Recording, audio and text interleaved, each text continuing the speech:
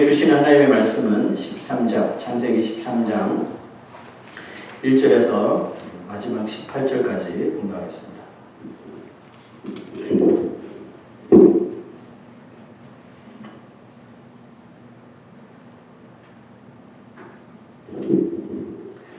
함께 공부하겠습니다. 시작. 아브라함이 애굽에서 그와 그의 아내와 모든 소유와 롯과 함께 네겝으로 올라가니 아브라함에게 가축과 은과 금이 풍부하였더라. 그가 네겝에서부터 길을 떠나 베델에 이르며 베델과 아이 사이 곧 전에 장막 쳤던 곳에 이르니 그가 처음으로 제단을 쌓은 곳이라. 그가 거기서 여호와의 이름을 불렀더라. 아브라함의 일행 롯도 양과 소와 장막이 있으므로 그 땅이 그들이 동거하기에 넉넉하지 못하였으니 이는 그들의 소유가 많아서 동거할 수 없었음이니라. 그러므로 아브라함의 가축의 목자와 롯의 가축의 목자가 서로 다투고 또 가나안 사람과 브리스 사람도 그 땅에 거주하였는지라.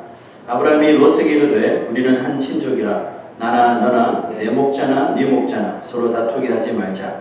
내 앞에 온 땅이 있지 아니하냐. 나를 떠나가라. 네가 좌하면 나는 우하고 네가 우하면 나는 좌하리라. 이에 롯이 눈을 들어 요단 지역을 바라본즉 소알까지 온 땅에 물이 넉넉하니 여호와께서 소돔과 고모라를 멸하시기 전이었으므로 여호와의 동산 같고 애굽 땅과 같았더라. 그러므로 롯이 요단 온 지역을 택하고 동으로 옮기니 그들이 서로 떠난지라. 아브라함은 가나안 땅에 거주하였고 롯은 그 지역의 도시들에 머무르며 그 장막을 옮겨 소돔까지 이르렀더라. 소돔 사람은 여호와 앞에 악하며 큰 죄인이었더라. 롯이 아브라함을 떠난 후에 여호와께서 아브라함에게 이르시되 너는 눈을 들어 너 있는 곳에서 북쪽과 남쪽 그리고 동쪽과 서쪽을 바라보라. 보이는 땅을 내가 너와 네 자손에게 주리니 영원히 이르리라. 내가 네 자손이 땅의 티끌 같게 하리니 사람이 땅의 티끌을 능히 셀 수 있을진데 내 자손도 세리라. 너는 일어나 그 땅을 종과 횡으로 두루 다녀보라. 내가 그것을 내게 주리라. 이 아브라함이 장막을 옮겨 헤브론에 있는 마물의 상수리 숲으로 이르러 거주하며 거기서 여호와를 위하여 제단을 쌓았더라. 1장에서 11장까지의 그 원 역사가 이제 끝나고 12장부터 하나님이 이제 구속사가 본격적으로 시작이 됐는데요. 그 첫 인물이 누구라고 했습니까? 아브라함이라고 했죠. 이제 우리는 아브라함이 보여주는 그의 삶의 모습들을 통해서 믿음이 어떻게 생기는 것이고 또 그 믿음이 어떨 때 또 약해지고 어려워지고 또 어떻게 해서 강해지고 성숙되어지는지를 계속 한번 살펴보고 있는데요. 아브라함이 말씀을 듣고 본토, 친척, 아버지의 집, 아버지의 그 비즈니스 다 내려놓고 오직 하나님의 말씀을 따라 갈 바를 알지 못하고 갔는데 도착한 곳이 가나안이었죠. 그죠? 그곳에서 하나님이 이 땅이 바로 내가 너에게 주겠다는 약속했던 땅이다라는 그런 은혜의 말씀을 이제 전해 듣습니다. 아브라함은 이제 가는 곳마다 하나님께 제단을 쌓는 일을 합니다. 그 말은 하나님을 찾고 또 하나님을 예배하는 삶이 되었다는 뜻이죠. 하지만 아브라함은 약속의 땅에 도착했지만 불행하게도 거기에 정착하지 못해요. 그래서 여기저기 이렇게 옮겨다니며 유리하는 삶을 살게 되는데요. 그 증거를 성경은 이렇게 말합니다. 점점 남방으로 옮겨갔더라. 계속해서 옮겨다녔다는 것을 알 수 있겠죠. 하나님 말씀 따라 약속하신 땅에 오면 모든 것이 그냥 일사천리로 다 풀릴 것 같았어요. 그랬는데 아무것도 제대로 되는 게 없었던 거죠. 특별히 그 땅에 이미 거주하고 살고 있던 가나안 족속들은 그 가나안 족속들에게는 아브라함이 이방인이잖아요. 그런 이방인 하나가 들어왔는데 이렇게 무시하고 거들떠 보지도 않는 거죠. 거기다가 그 땅의 기근까지 덮쳐서 아주 삶이 피폐해지기 시작했습니다. 그렇게 담대하고 용감하게 믿음을 보였던 아브라함이 서서히 불안해지기 시작하는 거예요. 항상 우리의 믿음을 흔드는 것이 뭡니까? 두려움이죠. 두려움으로 인한 불안감이 생길 때 자꾸 우리는 자꾸 좌우로나 치우치고 돌아보게 되고 뒤로 돌아보게 되고 막 그러죠. 베드로가 예수님처럼 무리를 걸었지만 그의 믿음을 흔든 것이 뭡니까? 바람과 파도를 보고 두려움이 생긴 거죠. 불안했기 때문에 물에 빠진 겁니다. 사울 왕이 이스라엘의 초대 왕으로 이 택함을 받았지만 하나님께 버림을 받게 된 결정적인 이유도 뭐예요? 와야 할 사무엘 선지자가 오지 않아서 불안한 마음에 자기가 왕이 있으면 안 되는 제사를 드리는 바람에 하나님 앞에 유죄를 당하는 거죠. 마음이 불안할 때 뭘 해야 될까요? 우리 그리스도인들은 마음이 불안할 때 불안할수록 하나님의 말씀을 들어야 중심을 잡을 수가 있는 것입니다. 하지만 불안할 때 더 확실한 길을 찾으려고 인간적인 눈을 뜨게 되면 결국은 세상적이고 인간적인 것을 따라갈 수밖에 없는 거예요. 결국 아브라함이 가진 이 불안감은 그가 어렵게 가졌던 그 믿음까지 흔들어 버렸는데요. 약속하신 땅에 하나님께서 말씀하셨으니까 약속하신 땅이라는 알겠는데 여기서 이러고 어떻게 살아? 하면서 자꾸 의심하면서 불안감이 들면서 하나님의 약속 붙잡지 못하고 계속해서 인간적인 결정을 따르기 시작합니다. 자, 12장 10절 보면 이렇게 말합니다. 그 땅에 기근이 들었으므로 아브라함이 애굽에 거류하려고 그리로 내려갔으니 이는 그 땅에 기근이 심하였습니다. 자, 여기서 거류하려고 라고 하는 그 영어 성경을 보니까 to live there for a while. 영어 성경을 그대로 직역하면 잠시 애굽에 머물려고 밑으로 내려갔다 이런 뜻이겠죠. 그러니까 오늘 말씀을 토대로 생각하면 뭡니까? 하나님, 지금 여기 살기 힘드니까 잠깐만 애굽에 가서 살다가 다시 약속하신 땅으로 오겠습니다. 이거죠. 그러니까 우리가 쉽게 말하면 하나님, 세상 것 버리고 살기 너무너무 힘드니까 조금만 세상의 일 좀 하다가 주님의 일 할게요. 이거잖아요. 잠시 포로 와요. 잠시 내려갔다가 올게요. 이겁니다. 아브라함은 마치 하나님의 말씀에 불순종하기 위해서 그 요나 선지자 있죠. 니느웨로 가라 그랬더니 그 가기 싫어서 다시스로 내려가서 배를 탔는데 배를 타면서도 배 제일 밑으로 내려가잖아요. 안 보이게 하려고 아무도 눈치채기 아니에요. 배 맨 밑으로 가잖아요. 그 재미 뽑기에서 나오게 되고 깊은 바다에 빠지게 되고 물고기 배 속에 들어가게 되고 그죠? 그러니까 하나님을 불순종하는 사람들을 보면 자꾸 땅 쪽으로 가까이 가는 거예요. 여러분 우리 찬양할 때 주를 앙모하는 자 어떻게 한다 그랬어요? 내려간다 그랬나요? 주를 앙모하는 자 올라간다 그랬잖아요. 걸어가고 달려간다 그랬잖아요. 어디를 걸어가고 달려가고 어디를 우리 올라가는 존재입니까? 이 세상에 살고 있지만 하나님 닮아서 이 땅의 시민에서 천국 시민의 수준으로 계속 올라가고 걸어가고 달려가고 해야 하는 것이 바로 우리 그리스도인이라는 거죠. 어떻게 하면 세상과는 점점 바른 땅에 붙이고 있지만 우리 영은 계속해서 천국에 가깝게 살아가는 존재가 바로 우리라는 겁니다. 과연 밑으로 내려간 아브라함, 그 아브라함의 문제가 잘 해결되었을까요? 잠시만 for a while, 잠시만 있다가 다시 올게요 했는데 밑으로 내려간 아브라함의 문제가 해결되었습니까? 생각하지도 못한 문제가 발생하는데요. 자, 12장 11절. 그가 애굽에 가까이 이르렀을 때에 그의 아내 사레에게 말하되 내가 알기에 그대는 아리따운 여인이라. 남편이 자기 아내에게 이렇게 말하는 거야. 뭐 아내 입장에서 나쁘지 않죠, 그죠? 내가 알기에 그대는 아리따운 여인이라. 근데 애굽 사람이 그대를 볼 때에 이르기를 이는 그의 아내라 하여 나는 죽이고 그대는 살리고. 자, 여러분 이게 진짜 문제입니까? 여러분 보시기에 문제예요. 제가 보기에는 아브라함이 스스로 문제를 만들어내는 것처럼 보여요. 여러분 우리가 살다 보면 평상시가 아무런 문제도 아닌데 우리가 불안해하고 믿음이 연약해지고 이러면 아무 문제도 아니었는데 문제를 일으키는 사람 경우를 참 많아요. 진짜 이거는 아무 문제도 아니고 쓱 지나갈 수 있는 건데 여기 막 집중해가지고 큰일 났다 죽겠다 이러는 거죠. 지금 아브라함도 그거예요. 이거 아무런 문제가 아니에요. 그런데 자기 스스로 지금 문제를 만들어내고 있는 거죠. 뭐 아브라함이 어떤 소문을 들었겠죠. 애굽에 뭐 미녀들이 있으면 바로 다 잡아간다 뭐 이런 소리를 들었나 봐요.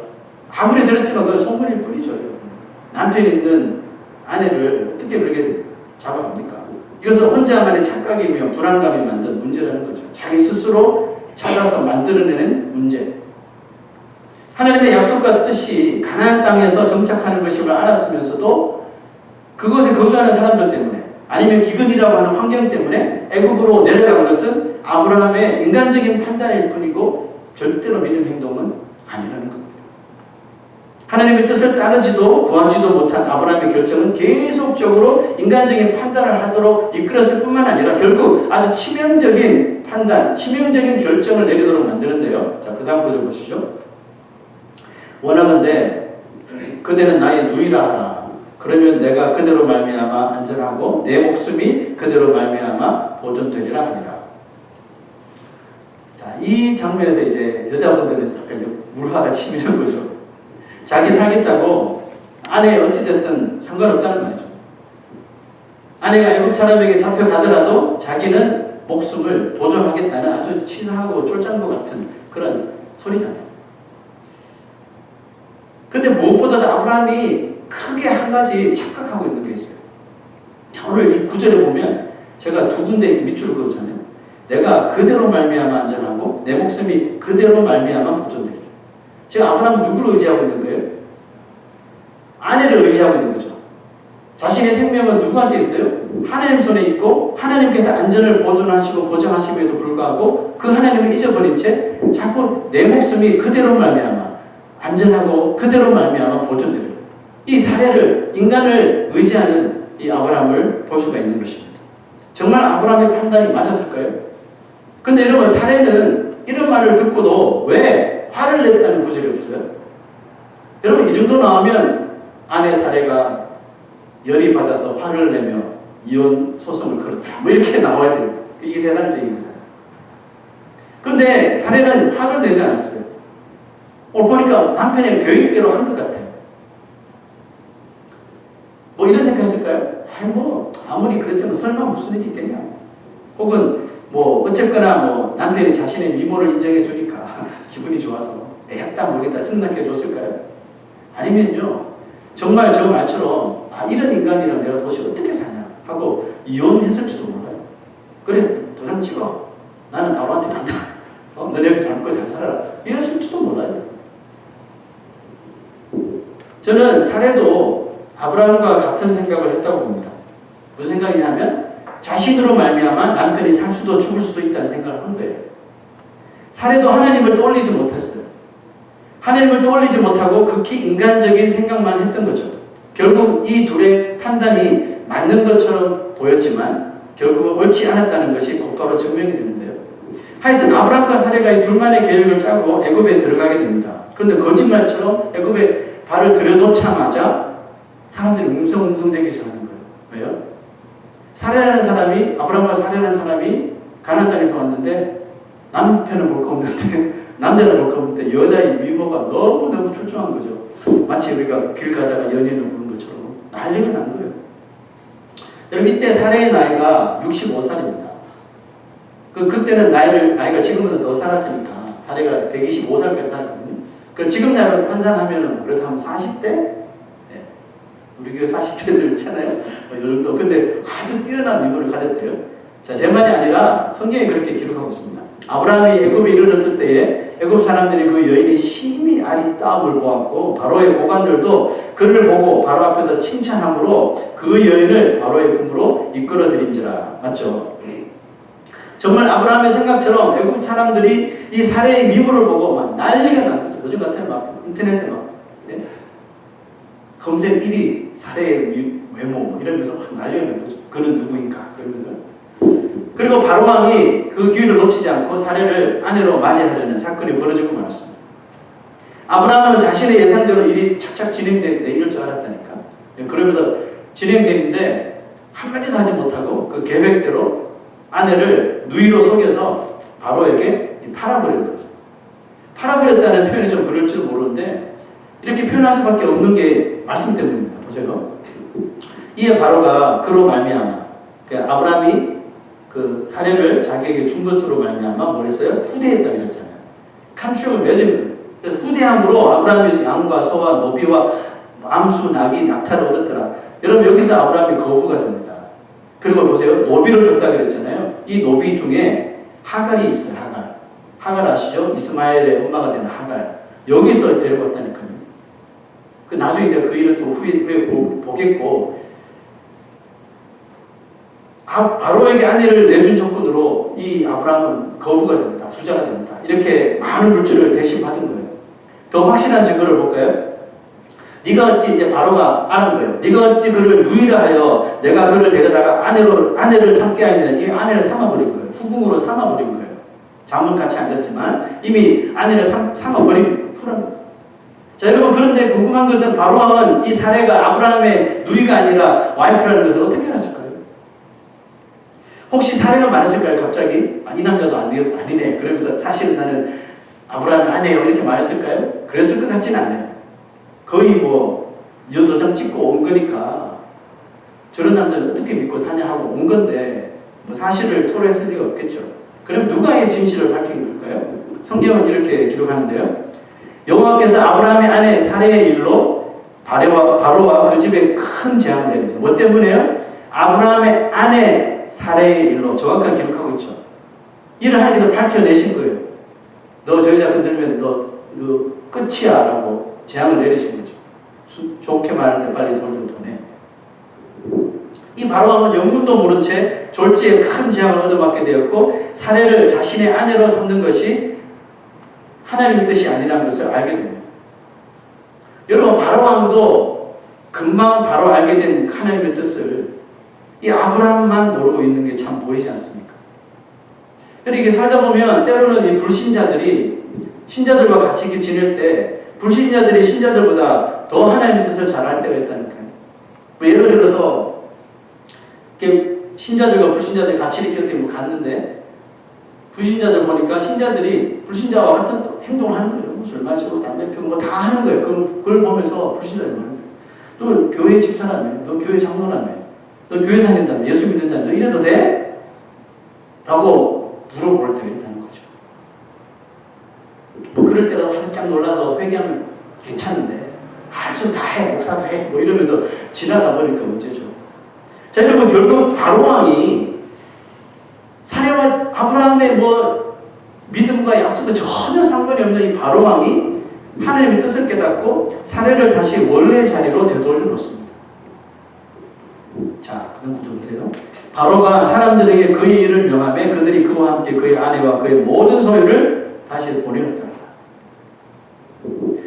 아브라함이 남편으로서 아내에게 부끄러운 짓을 하고 신자로서 하나님의 약속을 믿지 못했지만 하나님은 그 바로를 아무 상관이 없는 바로를 징계하셔서 아브라함의 불순종을 깨닫도록 하셨어요.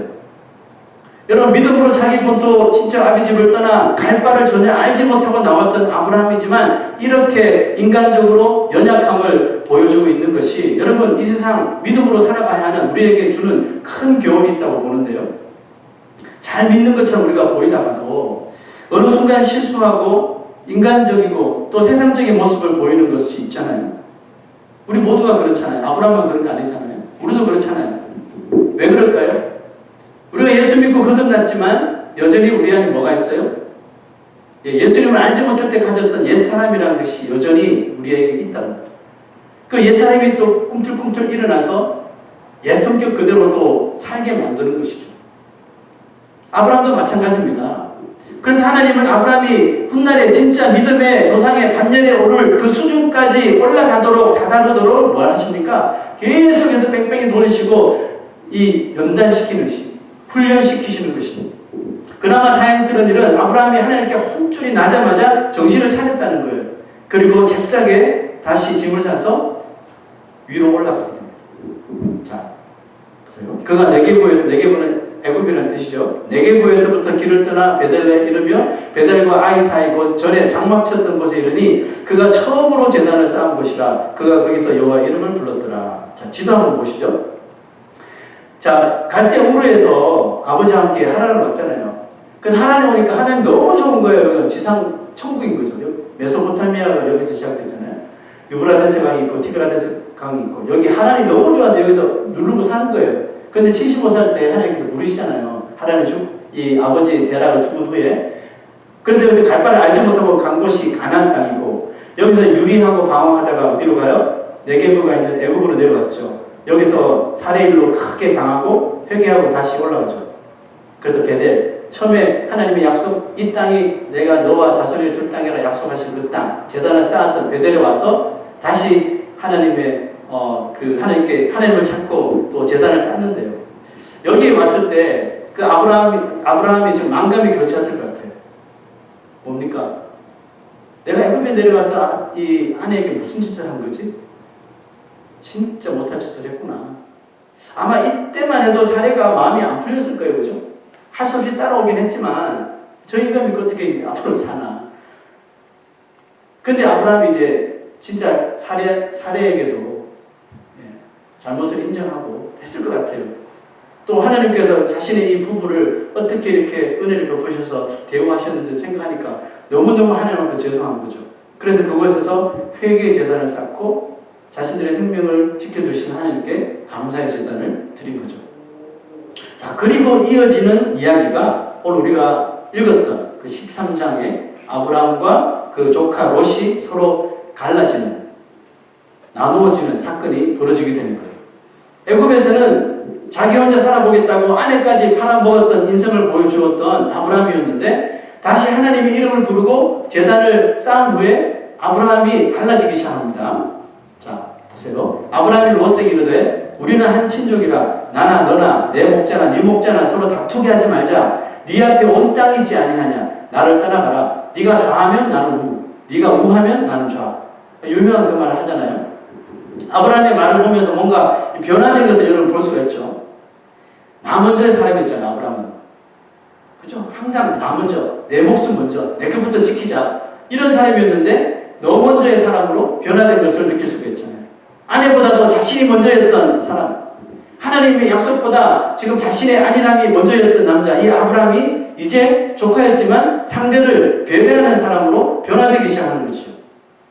여러분, 믿는 사람이 따르고 가야 할 길은 두 가지가 있다고 생각합니다. 나 먼저의 길이 있고 너 먼저의 길도 있어요. 나 먼저를 택해야 하는 길은 뭘까요? 아무도 힘들어서 나서려고 하지 않는 길이겠죠. 그곳을 가게 되면 땀 흘려야 되고 고생해야 되고 시련이 있고 먼저 당하는 희생이 있어서 아무도 가지 않지만 믿음 있는 자들은 먼저 그 길을 나 먼저 하고 가줘야 되는 것이죠. 두 번째로 너 먼저를 택해야 하는 길이 있습니다. 너 먼저 택해야 할 길은 뭘까요? 세상 사람들이 다 봐도 좋은 길, 그죠? 아주 평안하고 풍요로운 길, 이런 길은 그리스도인들이 먼저 양보할 수 있어야 되겠죠. 너 먼저라고 해야 됩니다. 아브라함이 롯에게 양보했던 길이 바로 이 두 번째 그 길이죠. 너 먼저 가라고. 만약에 아브라함이 이번 시험에서 똑같이 애굽 때처럼 나 먼저를 택했다면 무슨 일이 벌어졌을까요? 그렇지 않아도 지금 목자들끼리 서로 막 싸우고 다투는 상황이 있는데 아브라함이 자기가 더 삼촌이라고 꼰대 정신을 발휘해가지고 너는 적지 않느냐 그러면서 홀라당 좋은 땅을 자기가 먼저 나 먼저 차지했다면 무슨 일이 벌어졌을까요? 뭐 차마 조카 롯이 뭐 삼촌과 싸우지는 못할 것 같은데 좋게 끝나지는 않았겠죠. 헤어지더라도 다시는 얼굴 안 보겠다 하면서 침 뱉고 갔겠죠. 네, 그랬을 거예요. 여러분 실제로 얼마나 많은 세상의 형제와 자매들이 가족들이 나 먼저를 택하는 이유로 싸우고 있습니까? 얼마나 많은 다툼이 교회 안에서 또 가정 안에서 이 사회 공동체 안에서 있습니까? 그 싸움이 일어나는 이유가 뭐예요? 너무나도 간단한 거죠. 다 나 먼저 해야 될 때 너 먼저를 주장하고 너 먼저 해야 될 때 나 먼저를 선택하려고 하기 때문에 다툼이 계속해서 일어나는 것입니다. 누가 봐도 삼촌 아브라함이 그 아버지 하나님 일찍 죽어서 아들처럼 키운 조카잖아요. 그래서 누가 봐도 만약에 삼촌 아브라함이 나부터 먼저 그 땅을 차지해도 뭐라 그럴 사람 아무도 없어요. 그죠? 하지만 이 모든 이의 생각을 다 뒤엎고 아브라함은 조카 롯에게 너 먼저 하라고 이 우선권을 넘겨준 거예요. 저는 이것이 성경의 가르침이라고 믿는데요. 예수 그리스도께서 가신 십자가의 길이 바로 이런 길 아닙니까? 예수님께서 지신 십자가, 너희들 제자들 먼저 져봐. 그래야지 너희들 나 따를 수 있어. 이렇게 주님께서 말씀하신 거 아니잖아요. 내가 먼저 질게. 내가 먼저 갈게. 날 보고 너희들 그대로 하면 돼. 내가 성공하면 너희들도 성공하는 거야. 내가 실패하면 너희들도 실패해. 내가 실패하면 너희들 나 믿을 필요 없어. 하고 예수님 십자가 지신 거죠. 십자가 오르신 거죠. 나 먼저 그 고통의 길, 정말 고난의 길이지만 예수님께서 우리 죄인들을 위해서 먼저 그 십자가를 오르신 것이고, 그리고 성공하신 후에, 이루신 후에 이제 너희들도 이 길을 가는데 이제 걱정할 필요 없어, 두려워할 필요 없어, 불안해할 필요 없어. 내가 이미 간 길이니까 충분히 내 손 잡고 가면 돼 라고 말씀하시는 거죠. 이게 성경의 가르침이고 그리스도께서 외롭고 힘든 길이지만 홀로 가신 나 먼저의 길이었다는 겁니다. 하나님이 사례를 바로의 손에서 억지로 빼앗아서 다시 정말 아브라함에게 주셨잖아요. 하나님께서 아브라함에게 왜 그렇게 하셨을까요? 보니까 아브라함이 너무 불쌍해서 그렇게 하셨을까요? 아니면 바로 왕에게 팔려갔던 사례가 너무 불쌍해서 사례를 뺏어서 다시 아브라함 안으로 그 자리를 돌려놓았을까요? 여러분, 이유가 뭘까요? 하나님께서 사례를 다시 그 자리로 돌려놓은 것은 아브라함이 불쌍해서도 사례가 불쌍해서도 아니에요. 하나님이 하신 약속을 지키기 위해서 그렇게 하신 거예요. 하나님 뭘 약속하셨나요? 아브라함 그 네 씨에서 나오는 자손을 말미암아 모든 민족의 복을 받겠다고 했잖아요. 그런데 바로 왕이 팔려가가지고 그 왕의 아내가 되어버리면 그거 다 없어지는 거잖아요. 그 하나님은 하나님이 하신 그 약속을 신실하게 지키기 위해서 그렇게 한 것뿐이에요. 우리의 삶 속에 밀려오는 불안감으로 고민할 때가 있잖아요. 어떨 때는 그 고민 때문에 잠도 자지 못하죠. 잠 못 드는 일이 일어날 때 인간적으로 좀 해결해 보려고 여러분 머리를 굴리지 마십시오. 고민하지 마십시오. 두통은 더 심해집니다. 일은 더 꼬일 거예요. 그러니 하나님이 주신 약속의 말씀을 붙잡으라는 뜻입니다. 아브라함을 처음 부르셨을 때 하나님께서 하신 말씀이 있었습니다. 자, 그게 이 말씀인데요. 내가 너를 큰 민족을 이루고 내게 복을 주어 네 이름을 창대하게 하리니 너는 복이 될지라 라고 말했습니다. 여기서 제가 밑줄 그은 부분, 너는 복이 될 거야. 너는 복이야 라고 말씀한 거죠. You will be a blessing of God. 너는 하나님의 복이 될 거야 라고 말씀하신 거예요. 그리스도인은 세상이 원하는 복을 얻기 위해서 자기만을 위해 사는 사람이 되어서는 안 된다는 뜻입니다. 예수님처럼 나보다도 남을 먼저 배려하고 생각하고 희생하고 사랑하는 사람이 되어야 한다는 뜻이죠. 왜 그렇게 해야 되죠? 왜냐하면 우리가 이미 복이기 때문에 그렇습니다. 우리가 하나님의 복인데 뭐 또 세상의 복 가지려고 그렇게 우왕좌왕하면서 살아야 됩니까? 하나님이 아브라함이 하나님의 은혜로 다시 사례를 찾죠. 사례를 찾은 후에 크게 깨달은 것이 뭡니까? 바로 이 복에 관한 것이라니까요. 그래서 조카 롯에게는 먼저 복을 베푸는 모습을 보일 수가 있었던 거예요. 만약 아브라함이 아내를 버리던 마음을 그대로 가지고 있었다면 조카가 좋은 땅 먼저 차지하겠다고 할 때 여러분 가만 뒀겠습니까? 내팽개쳐버리죠. 그 그냥 뭐 조카니까 떠나버려 이렇게 하면 끝나는 거 아니에요? 하지만 회개하고 하나님의 약속하신 복을 기억했기 때문에 아브라함이 지금은 그래 네가 먼저 가져가. 왜요? 난 하나님의 복이거든. 난 하나님께서 약속하신 복이 있기 때문에 네가 원하는 네가 먼저 원하는 대로 해 라고 배려해 준 겁니다. 여러분 롯이 차지한 땅이 어디라고 그랬죠? 소돔 땅이라고 했잖아요. 성경 말씀 보니까 그때는 소돔과 고모라가 아직 멸망하기 전이기 때문에 물이 넉넉하고 여호와의 동산 같고 애굽 땅과 같았더라. 그 시대 최고의 불을 자랑하던 애굽 땅과 같았더라. 그랬단 말이죠. 그래서 롯이 선택한 거거든요. 누가 봐도 먼저 선택할 사람은 그 땅을 차지하는 거예요. 너무 좋으니까. 근데 여러분 그 땅 세상적으로 너무너무 보기 좋은 그 소돔과 고모라가 장차 어떻게 됩니까? 하늘에서 불과 유황이 떨어져서 멸망당하잖아요. 여러분 조카 롯이 아무리 그 땅이 좋아도 자기를 키워준 삼촌한테 그 양보를 했어야 되는 거 아니에요? 아예 삼촌부터 하시죠 이렇게 해야 되는데 그렇게 하지 못하고 이 롯이 나 먼저 홀라당 그 땅을 차지하니까 잘 될 줄 알았는데 결국 그 땅이 불로 멸망하더라니까요. 여러분 성경을 보면서 우리가 이걸 배워야 돼요. 우리가 나 먼저 택할 때 다른 사람들 눈치채기 다른 사람들이 가져가기 전에 내가 먼저 차지해야지 잘 될 것 같죠. 그건 하나님 뜻이 아니에요. 결국은 그게 심판입니다. 그러나 아브라함처럼 하나님 앞에 회개하고 먼저 상대방의 마음을 배려하고 나는 하나님의 복이니까 네가 가지고 싶으면 먼저 가져오라고 양보하는 자에게 하나님께서 어떤 약속을 하시는지 한번 볼까요? 롯이 아브라함을 떠납니다. 떠난 후에 여호와께서 아브라함에게 이르시되 너는 눈을 들어 너 있는 곳에서 동서남북을 바라보라. 보이는 땅을 내가 너와 네 자손에게 주리니 내가 네 자손이 땅의 티끌 같게 하리니 사람이 땅의 티끌을 능히 셀 수 있을 텐데 네 자손도 세리라. 너는 일어나 그 땅을 종과 횡으로 두루 다녀보라. 내가 그것을 내게 주리라. 아멘. 여러분 롯이 먼저 차지한 땅과 비교가 됩니까 여러분? 비교조차 할 수 없는 엄청난 땅을 아브라함과 그 자손을 위해 예비해 주신 하나님의 스케일이 여러분 보이십니까? 여러분 우리는 모두 하나님의 복임을 믿으십니까? 하나님의 것이 여러분 전부 우리 것이라니까요. 제 말이 아니에요. 하나님이 독생자 아들까지 아낌없이 주신 바 되신 하나님이 무엇이든지 너에게 주시지 않겠느냐 이렇게 약속하셨잖아요. 하나님의 것이 우리 것이라니까요. 하나님이 원하시면 하늘의 창문을 열어서 우리에게 베풀어 주신다니까요. 우리가 정말 필요할 때 하나님의 인컴에서 떼어서 우리 인컴으로 주신다니까요. 그러니까 세상의 복, 세상의 것들 더 얻으려고 여러분 그렇게 좀 하지 말라는 거예요.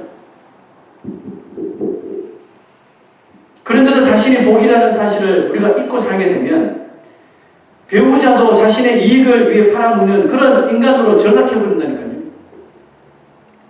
그러나 내가 복이라는 사실을 정말 한시도 잊지 않고 늘 기억하며 살아갈 때 오늘 아브라함, 변화된 아브라함이 보여준 것처럼 넉넉히 배려하고 넉넉히 양보하고 넉넉하게 희생할 줄 아는 천국 백성이 되는 줄로 믿습니다. 여러분 말씀을 맡을 텐데요. 여러분 옆에 계신 분, 앞에 계신 분, 뒤에 계신 분에게 이렇게 한번 말해볼까요? 당신은 복이 될 것입니다. 자, 해보세요 빨리. 옆에, 뒤에, 앞에 크게. 당신은 복이 될 겁니다. 아유, 자, 하지 마시고. 당신은 복이 될 것입니다. 크게 시작. 당신은 복이 될 것입니다. 아멘. 이제는 자기 자신에게 이렇게 말했어요. 나는 복이 될 것이다. 시작. 한 번 더 시작. 나는 복이 될 것이다. 지금 방송 들으시는 분 하세요. 나는 복이 될 것이다. 이거 여러분 기억하셔요. 왜냐하면 내가 남을 위해서 배려해야 되고 지금 양보해야 되고 희생해야 되고 이럴 때 잘 안 되잖아요. 솔직히. 그죠? 옛사람이 자꾸 꿈틀꿈틀 일어나서 너 그런 사람 아니잖아. 그죠? 너 나 먼저 해야 돼. 이런 자꾸 유혹을 한단 말이에요. 그때 이거 외치란 말이에요. 나는 복이 될 것이라 하고 배려하라는 뜻이에요. 그죠? 집에 확 지저분하면 내가 죽으면서 내가 복이 될 것이라. 나는 복이 될 것이라. 제가 어제 저녁에 밤 12시에 이제 설교 준비 다 끝나고 다 이제 자려고 올려왔는데 다 자더라고요. 그 목이 말라서 식당으로 갔는데 주방에 가니까 막 설거지가 쌓여있는 거야. 하지 말까? 누가 하겠지 하고 가려고 그러다가 설교 준비하는 게 생각나서 나는 복이 될 것이다. 그 제가 그것에서 나는 복이 될 것이다 외치면서 설거지를 했다는 거예요. 아침에 일어났더니 아니가 너무 좋아하는 거죠. 이게 누가 이렇게 했냐고. 돌아온다니까요, 여러분. 그러니까 하십시오. 오늘 제가 한 말이 분명히 기억날 거예요. 나는 복이 될 것이라. 먼저 하는 사람이 복 받는다니까요. 먼저 배려하고, 먼저 양보하고, 먼저 희생하고, 먼저 땀 흘리고, 먼저 수고하고, 먼저 사랑하십시오. 하나님의 복이 여러분의 삶 속에 넘칠 줄로 믿습니다. 한 번 더 합시다. 나는 복이 될 것이라. 그렇게 꼭 되십시오. 아멘. 기억하십시오. 하나님의 복이 나를 통해 하나님의 복이 어디로 흘러가요? 세상으로 흘러가는 거예요. 근데 우리가 그리스도인 된 사람들이, 이 복이 된 사람들이 그 복이 흘러가지 못하도록 딱 가로막고 있으면 그 말이 됩니까, 여러분? 배려하지 못하고 용서하지 못하고 아브라함이 그렇게 살았잖아요. 그런데 하나님한테 얻어맞고 회개하고 이제는 복이 흘러가도록 했잖아요. 자기 조카한테 흘러가게. 이 조카로서 깨닫고 그도 회개하고 다시 왔어야 되는데 삼촌 잘못했어요. 했어야 되는데 못했잖아요. 그래서 그 사단이 난 거 아닙니까? 여러분 하나님께서 허락하시는 그 복이 정말 복받을 우리를 통해서 정말 사람들에게 세상으로 흘러가게 하십시오. 그 흐름이 막히지 않도록 하려면 뭘 해야 될까요? 부지런히 우리도 하나님의 약속의 말씀을 기억할 뿐만 아니라 순종하며 살아가면 되는 것입니다. 오늘도 예수의 길을 걸어가는 모든 자는 모두 하나님의 복이 될 것임을 주의 이름으로 축원합니다. 우리 다 같이 일어나셔서